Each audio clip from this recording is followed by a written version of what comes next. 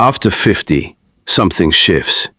You stop asking, what do people think? And you start asking, what is this costing me? I looked at my life honestly, and what I found shocked me. I had been carrying things for decades that were quietly draining everything. Here are the 6 I finally cut, and why cutting them changed everything. Nobody tells you this about getting older. The things weighing you down aren't always the obvious ones. It's not the job, not the relationship, not the money. It's the invisible stuff. The need to be approved of, the rules you never agreed to follow. The anger at people who stopped thinking about you years ago. You carry it all, because somewhere along the way it started to feel like responsibility. It's not. It's just weight. And after 50, you finally have the perspective to put it down. 1. Caring what people think of your choices. Here's the psychological trap. Staying in the lane people expect has a payoff.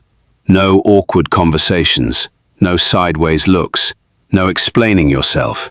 It's just easier. But easier has a price. You spend your one life performing for an audience that isn't even paying attention. The people whose opinions you feared most? They're too focused on their own lives to care about yours. Your opinion of your own life is the only one you'll have to live with. 2. Living by rules you never agreed to. School, career, house, family, repeat. The script isn't bad. It works for a lot of people. But the moment you follow it on autopilot without questioning whether it actually fits your life, you hand the pen to someone else. After 50, most men realize the script wasn't written for them specifically. It was written for everyone in general, and those are very different things. Write your own rules. The peace that comes from living on your own terms is worth every sideways look you'll ever get. 3. Keeping the peace at your own expense. This one is quiet. That's what makes it dangerous. You stop expressing opinions to avoid conflict. You agree when you don't agree. You shrink to keep everyone else comfortable. And the payoff? No tension, no awkward moments. But the cost? You slowly edit yourself out of your own life. Until one day you realize nobody knows what you actually think, because you stopped saying it years ago. Kindness is not the same as self-erasure. You are allowed to be part of the equation. If this is already hitting something real, hit that like button right now. Subscribe to Insight Hub. This is exactly the kind of honest conversation this channel is built for. 4. Using productivity to prove your worth. For most of my adult life, my value was tied to my output. How much I got done, how far I climbed, how full the calendar was. Psychologists call this contingent self-worth. Your sense of value depends entirely on what you produce. The painful truth underneath it? I wasn't productive because there was so much to do. I was productive because I didn't know who I was without it.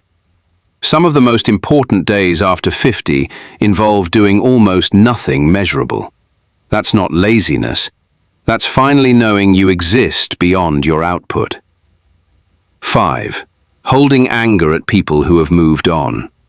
Here's what anger actually is after a certain point. It's not justice. It's not protection. It's a protest with an audience of one, and you're the only one paying the price.